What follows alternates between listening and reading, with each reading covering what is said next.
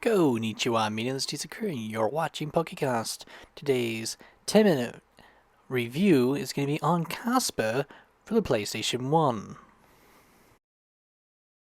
Alright, Casper was developed by Funcom, published by Interplay, and was released October in 1996 in the UK and August 31st in the United States. The game itself is a single-player game and uses up to 5 to 6 save slots on your memory card, due to the fact that each save, since you get 3 of them, uses 2 save spots per save. Alright, so Casper. This is based off of the live-action movie that came out, which was actually a really good movie. Now, when you think of Casper, you're probably wondering, okay, what could the game be like? Is it going to be a 3D adventure? Is it going to be a platformer? What exactly is the game going to be about? And that's where this will instantly trick you into something completely different. This is actually a treasure hunting dungeon crawler, basically. Best way to describe it. Just like Legend of Zelda, the camera is angled from the top, and then from there, you have to go and find keys, find items, unlock the different keys, or on doors, but using the keys. And there's a lot of different things that you have to do to be able to progress through the game. You have to also collect puzzle pieces, because the puzzle pieces themselves will unlock the abilities, which basically, as you can see, I have the Wisp ability at the moment. Now, the thing is, while you're playing, you also have to collect food. Food brings up your life, and your life, basically, it's your ectoplasm, if you will, your spiritual energy. It is going to be your life, and it's also your power to use any of the morphing abilities, minus the Wisp ability. So you got to be very careful not to get hurt a lot, or use up too much of your abilities. The game itself does a pretty good job at trying to trick you a lot of things, because you got your uncles who are trying to prevent you from helping the fleshies, and they'll be hidden there, here and there, and all that. And then you have to do boss battles against them to gain pieces to the machine that will bring Casper back to life. And it's a lot of fun because you got a lot of different things to do, and you really have to take the time to take notes. And I'm not even kidding about that. This game gives you almost no clues whatsoever. I mean, there are clues throughout the game, but it will give you kind of like, oh, by the way, this does this does that. And you're just kind of like, okay, thank yous. And for me, I got so lost so fast in the game, I decided to use a fact from GameFAQs, and the walkthrough was poorly written. It was like, during the game, you literally have to go from room 5 on upstairs to find the key you need, or the item you need, or getting the piece you need to put the puzzle together. Then you need to head back to puzzle room 4, put the puzzle together, gain ability number 5, go to room 3, basement 2, activate morphing ability, cut through the door, gain access to key 6, blue. Then you have to go and find the right blue door, because you don't want to open the wrong blue door, otherwise you're in trouble. So you always want to save after getting a special color key, because you don't want to open up the wrong thing.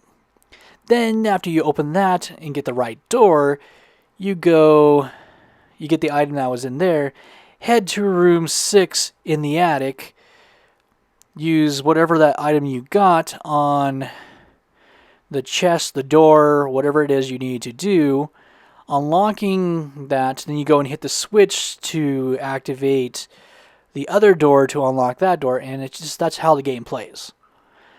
I would have never beaten this game if it wasn't for the fact.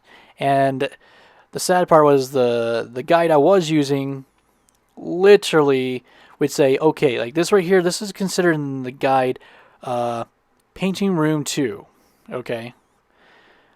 Or, yeah, painting room 2, and then they'd be like, okay, in painting room 2, by there is a table you got a sandwich off of. Go to that room. Oh man, I had to read through the guide several times just to do that. But still helped me get through the game, and so like that parchment right there you just saw, that's a clue. They're not very good clues, by the way. But yeah, it took me a while to understand what the guide was trying to tell me, and yeah, there's just no way without a guide I would have been able to beat this game. It is insane.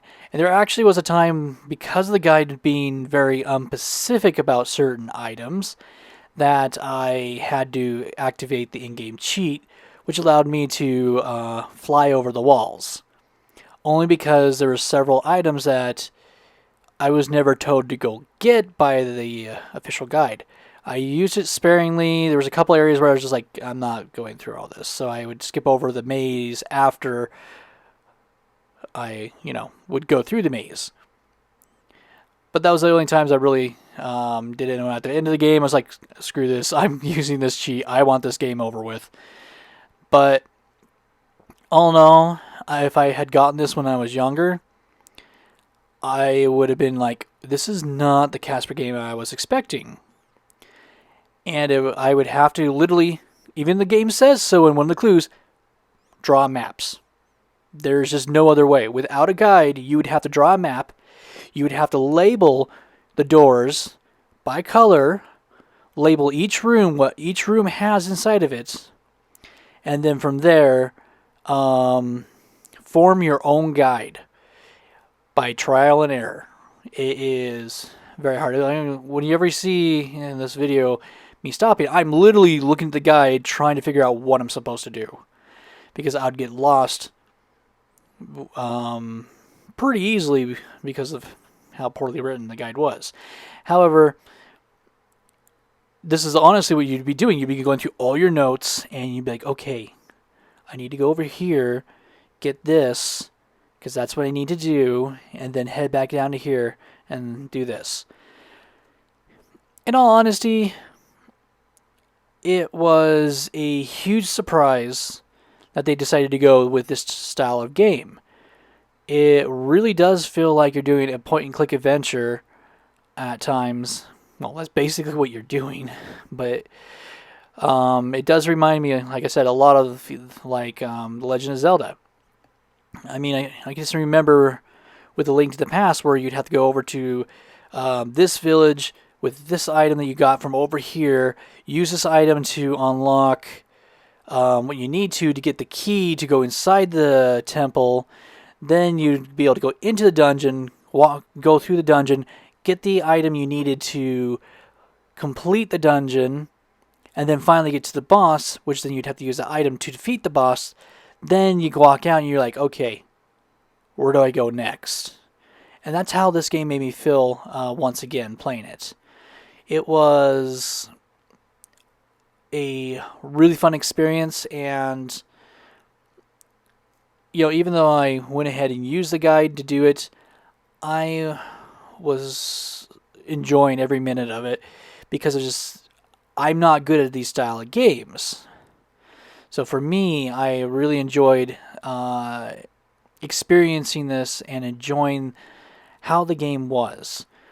Graphically, it actually looks really good and it works for the game. When it comes to sound, the music, you just tolerate it. It's generic music. There is voice acting in it. I do not believe that it's the same voice actors, but it was still fun just going through it and enjoying what the game had, and the controls pretty good too. Work. It's just you have to get used to switching your getting into your menu and making sure you have the right item selected. And that's how I feel about the game. It was quite nice and quite enjoyable. In the end, I give this game 4 out of 5 because the game was fantastic. However, because of how difficult some of the puzzles were and finding the items you needed to beat the game, I put it down to 4 just because some of them could have been a little bit better. And with there being almost no real guide or clues to help you find things, it was complete trial and error, and it would have driven me crazy. But because it took quote speak, took a lot of the aspects from older games, I decided that it deserves definitely a 4, well, in this case, a 4 key rating out of 5, because the game, I think, was very well developed. It definitely deserves a playthrough for those who love these types of games. For those of you who cannot stand these type of games, I would highly recommend avoid this game at all costs because it will drive you crazy.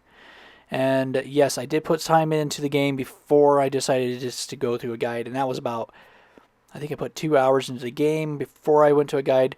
I highly recommend use the playthrough guides on YouTube. It'll be a lot easier since they actually know how to show you how to do the game. Do not use the one on GameFAQs just because it was poorly written. But for those of you looking for a good game, I'd highly recommend give this one a try.